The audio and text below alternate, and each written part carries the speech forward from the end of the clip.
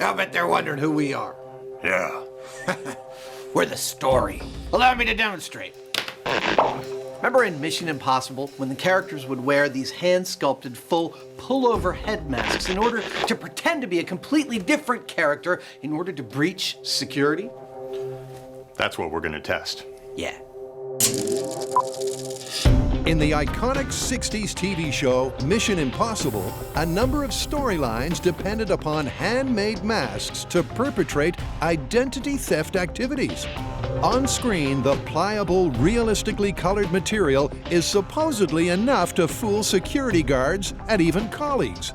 But Adam and Jamie want to know if it's possible in real life. You want to hear my methodology? Shoot. All right. The masks we were just wearing are made by SPFX Masks, and they make the creme de la creme of silicone, super realistic, full pullover head masks. And they work old school. They will make us a pair of masks working solely from photographs, exactly the technique used by the agents in Mission Impossible. Well, you know, there's more to this than just the masks. We not only have to look like each other, we have to be able to act like each other. You're suggesting we get acting lessons? Isn't it about time? I think it is. That's perfect. Let's do it. So first up, let's meet the ugly mug maestro who'll be helping Adam and Jamie pull off this mythical face-off. Now line up and give me 20. Now, Rusty and his team have built a business making exactly the kind of super realistic pullover masks that this myth is all about. These are great. Which makes them the perfect shop to make masks for Adam and Jamie. Wouldn't you agree? Their hands-on techniques do match the old-school methods of the Mission Impossible myth. But making an out-of-this-world monster mask is one thing. Recreating a human face accurate enough to fool a security guard is a different beast altogether. Oh, these are pointy. That's a very attractive feature. To make sure Adam and Jamie's masks don't end up with freaky, pointy features, turn to your left. Step one is gathering accurate data to work from. Okay, Jamie, we're going to measure your cheekbones. And with those numbers and pictures as reference, it's over to special effects artist Jim, who sculpts an anatomically accurate clay bust as the foundation for each mask. Next, they create fiberglass molds around those clay forms, which, when hardened, look like this. This is my mold. Pretty soon they're going to put this together and pour silicone in it, and you'll have a duplicate Jamie. Once the silicone is set and popped from the mold, the basic canvas for each mask is complete.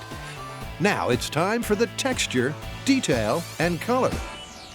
Everybody thinks of skin as just one crayon in the box, when in fact it's composed of a whole bunch of colors, and it's one of the most difficult paint jobs. This guy will take between 6 and 10 hours to get right. It's weird. This is my half-finished mask. It doesn't look like me much at the moment, but put some hair on it and a beret, you're gonna be surprised.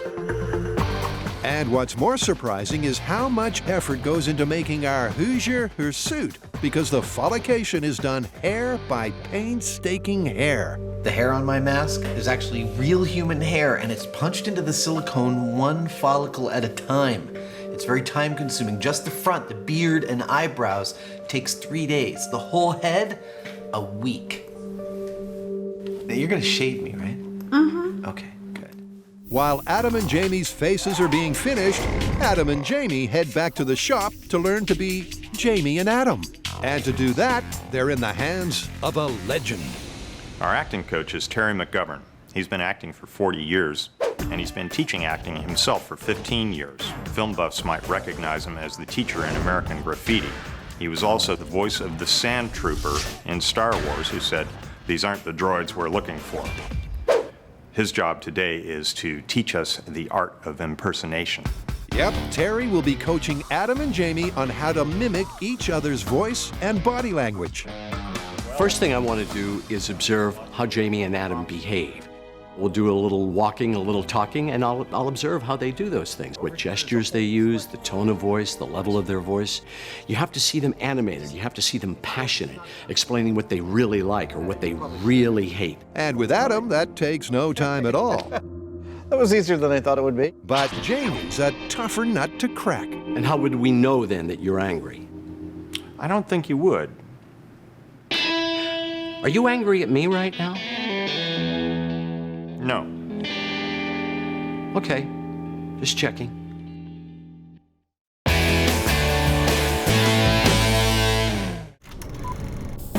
Adam and Jamie are facing off against the myth that wearing pullover face masks and altering your body language is enough to fool a security guard. And so far, they've had their mugs immortalized in silicone. But the masks won't be enough on their own. Very still. Cue Acting 101. Cerebral. First up, how to be Jamie. Gestures. A lot of work with the mustache and the beard. Now the voice, okay? Very monotone, very low pitched, very authoritative. I'm excited. This is really thrilling. I used to collect moles and spores. It's pretty good. Are we done? Now, we all know Adam enjoys mimicking Jamie for comic effect. When I was riding the rails towards the end of the Great Depression, I learned several things from my hobo mentors. But when it comes to professionally putting the voice, Fine.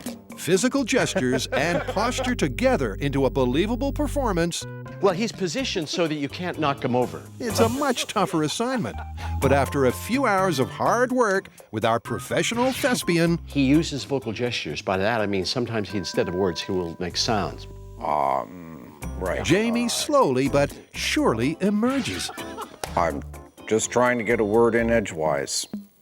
Yeah, not bad. Adam's almost there. And while he keeps practicing, it's on to Jamie. First of all, Adam moves a lot. With all of Adam's garrulous and expressive character traits demonstrated, Jamie enters his own personal room 101. You know what? I've had enough. No, I can't do this. His innate modesty and discomfort in the spotlight makes the whole process a real challenge. Let's see. But in a testament to his sense of humor and perseverance, and Terry's teaching skills, To do that, you had to break the Jamie stance. Yeah. they get through it. He thinks a lot with his hair. The recipe for being Adam is pretty simple, really. There's a lot of random movement from the waist up, including his arms. You know, I think you might be right. He's constantly adjusting his glasses, smoothing his hair, and stroking his beard. And he laughs often and readily, and generally covers his mouth with his hands right after. Can I stop now? You may stop and put your ballet back on. Okay. My work here is done. Best of luck to you. After the curtain comes down and Terry bows out, the newly minted thesps have their handmade masks hand-delivered. And get a bit of a shock. Am I really that ugly?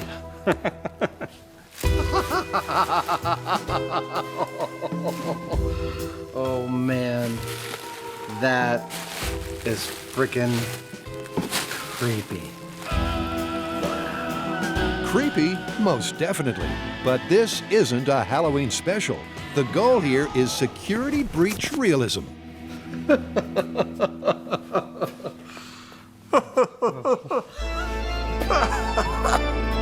And to achieve that, they've got to put together the complete package. Are you ready?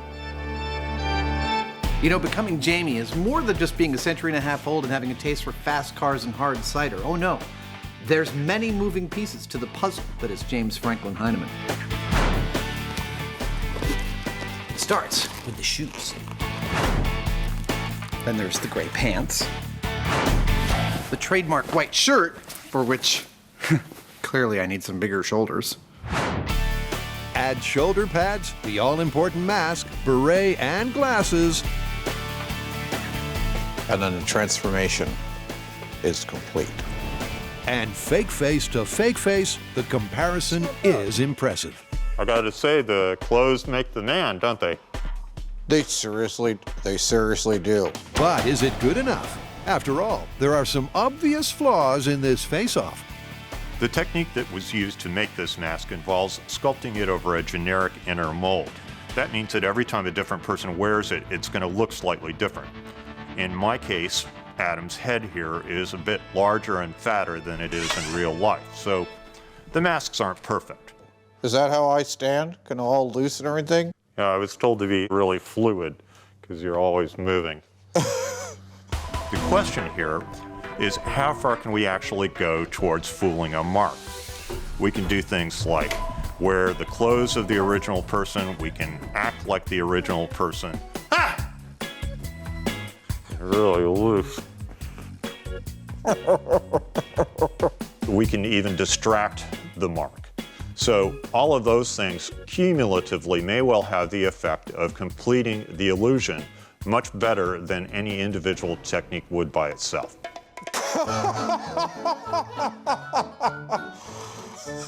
That's perfect. You nailed it. Yeah, that's good.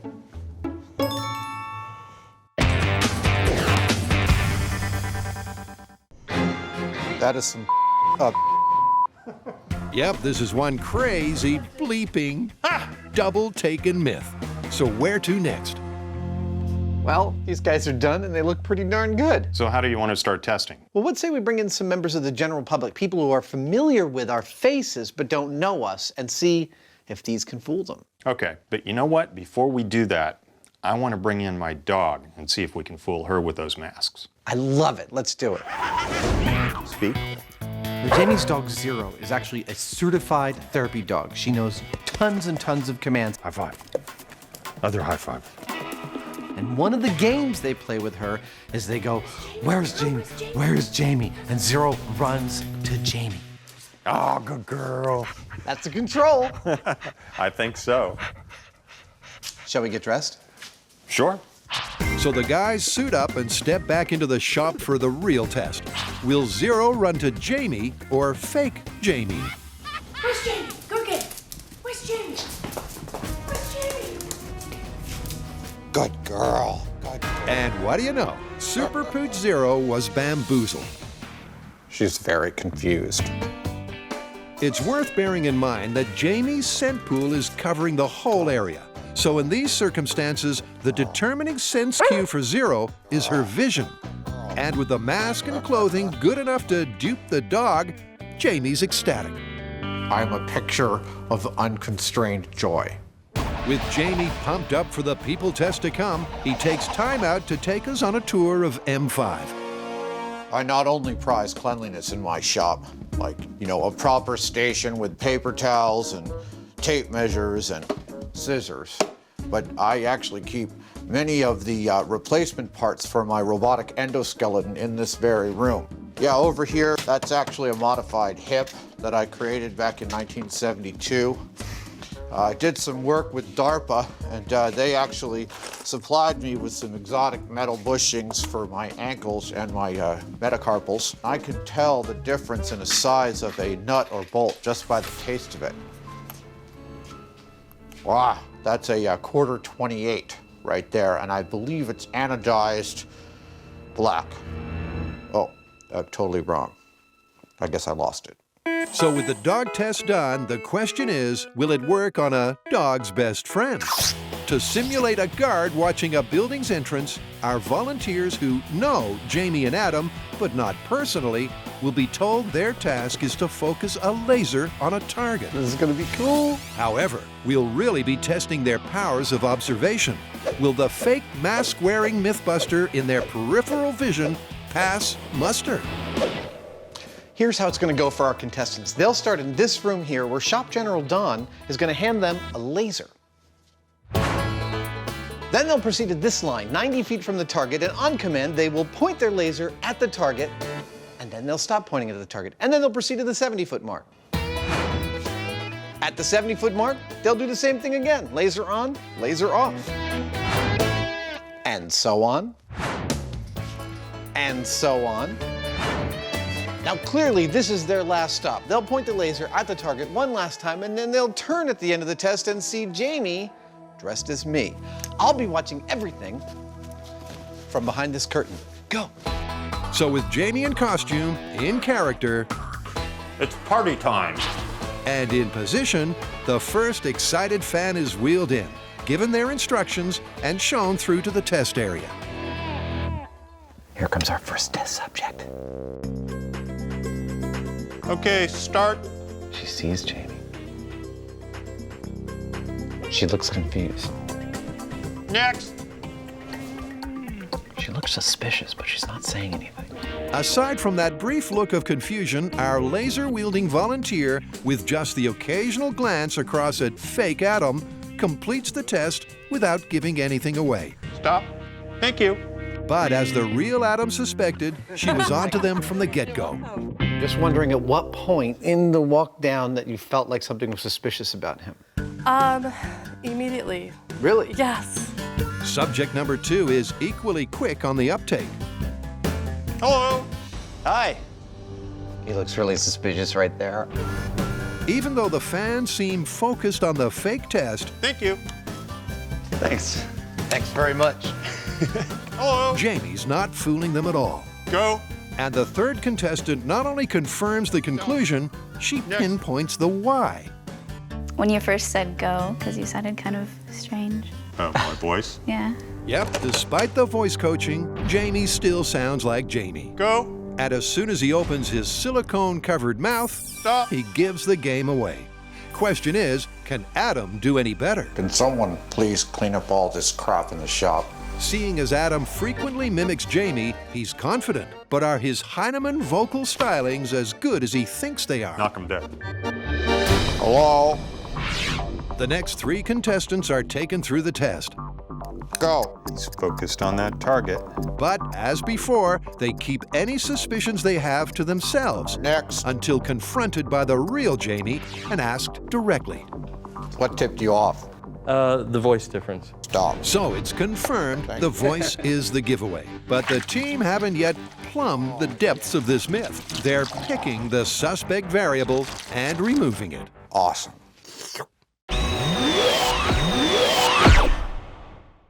Start. In Mission Impossible Face Off, Hello? it seems you can't fool any of the people any of the time. You can kind of tell in the voice a little bit. Well, all of them said the voice is what tipped them off. Next. We're going to eliminate the voice from the next 3 tests. Because Jamie really talks just like this. Nobody knows that. Wow. So the next batch of test subjects will be subjected to the silent treatment. Okay, she's got a very mobile face. Let's see if she's got any tells. As before, fake Jamie will be standing near the target, pretending to note the results from the fake laser test. Go. But the instructions will come from cameraman Ben. Stop. So far, so good. Our smiley pink-top testee seems intent on the target. What's the next marker? She hasn't found out anything yet. She doesn't have a clue. But fake Jamie is in clear view, and she can't help but see him. So, as the guard to this building, will our volunteer note our masked intruder is not who he's pretending to be? Hello. Hi. That is awesome. You are a dead ringer. That's amazing. At what point did you finally feel like something was wrong with the disguise? The first moment I looked at your face. Like straight on? Yes, which when I was right here. Yeah. Up until then, I thought you were Jamie. Excellent. Well, thank you very much. Thank you, Jamie. Thank you. And thank you, not Jamie. You're very welcome. That's a result in favor of the myth. Despite being in plain view for the whole 90 feet, it wasn't until fake Jamie directly confronted her that she realized it wasn't really him. This experiment is working exactly as planned. All of our test subjects are totally focused on holding that laser beam on the target. Now, they can't help but see us because we're right next to it, but they're not looking directly at us, and so they're going all the way up until they're right in front of us, and they don't know what's up until they turn around and look directly at us. Throughout the test, you thought this person was me. Yes. I think that went well. I think so. With 3 from 3, the results are cut and dried. And all that remains is to check if Adam's mask is similarly successful. When did you notice that something was wrong? When I turned to shake his hand after the final tests, it didn't look quite right. Excellent. This is great. Without the voice for people to cue off of, they're going all the way from 90 feet to 5 feet, believing that the Mythbuster that they're in the room with is me. Right up until the point in which they turn and see his big old head. So in this scenario, similar to a security guard monitoring the entrance to a building, if you keep your mouth shut, the myth is looking great. That went so much better than I thought it would. I want to do a little dance. But now, Adam and Jamie have a much tougher test in mind. If we leave the voice out of the equation, the masks are actually proving to be quite effective up until the point that the mark is point blank in front of the imposter. But that is with fans, people that know us but don't really know us. Now the question is, what happens if we bring somebody in that deals with us every day? That's weird.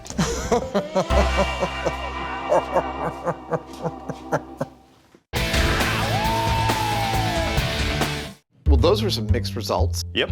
I mean, when we spoke, we gave the game away effectively immediately, but without speaking, we fooled pretty much everyone right up until they were face to face with us. What now? Well, I think it's time to move from people who are familiar with us to people who really know us. I think it's time to bring in Carrie and Grant. You know, I've got an idea. What if we invite them over for what we're calling an observation test, and we expose them to you dressed as me, but every time we do that, we introduce a subtle wardrobe change, and maybe that'll distract them enough to pull this off. I think that's great.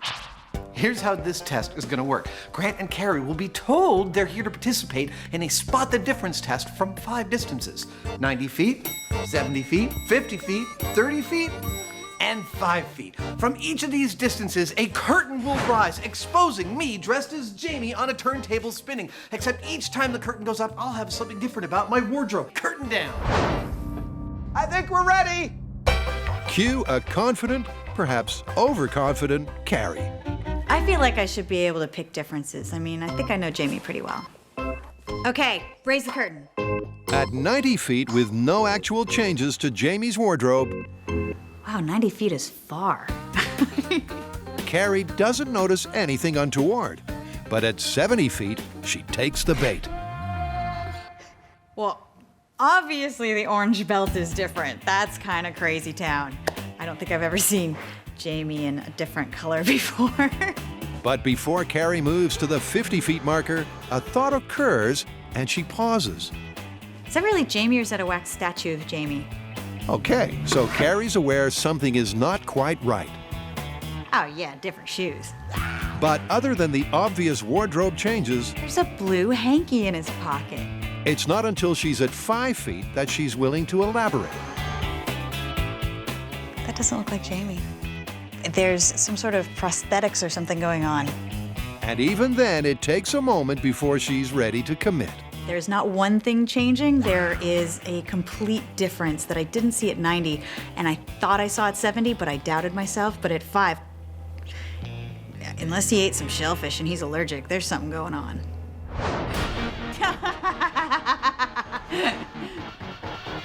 I knew there was some trickery. How early did you catch on? 70. Really? I was like, is that a wax statue of Jamie? It just doesn't look right. At 70 feet, I felt like there was something a little weird about the Jamie I was looking at, but I thought maybe he was swollen from a bee sting or something, so I didn't say anything as to not embarrass him. Thank you, Carrie. Okay, I'm totally horrified by this mask. I mean, it's just, first of all, holding Jamie's skin freaks me out, but wow, this was the weirdest test. Weird, but very interesting. Despite the distraction of the wardrobe changes, Carrie noticed something was off from quite a distance. But she's known Jamie for 8 years, and it wasn't until she was 5 feet away that she was sure. The question now is, will Grant give us a more definitive result? As far as I'm concerned, this will be a toss-up whether Grant gets, I don't have any prediction. Okay, I have no idea where Grant will discover that it's not me on that turntable. I've known Jamie for approximately 12 years, and I am intimately familiar with how he looks. And the reason is that he always wears exactly the same thing.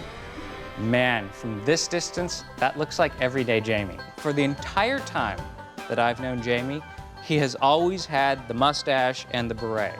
And the rest of his wardrobe hasn't changed in probably 8 years.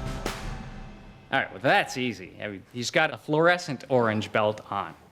As the test progresses, despite Grant's close relationship with Jamie, those would be the wrong shoes. He appears to be completely oblivious he's looking at Adam. How close will he get before he realizes? Okay, 5 feet. Jamie, are you ready? I'm ready. All right, raise the curtain. That's strange. It looks like a wax figure of Jamie. I know it sounds weird. I don't think that's a real Jamie up there. Yep, incredibly, until you get up close, the mask really does work.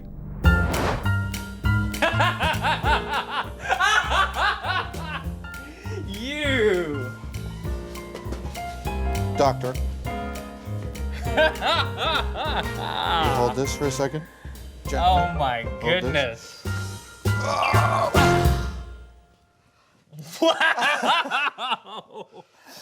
I feel so embarrassed. I've known Jamie for over 10 years, and it took me up until the 5-foot mark to realize that this is not Jamie. Now that was actually you. The whole time. That was you the whole time. That was me the whole time.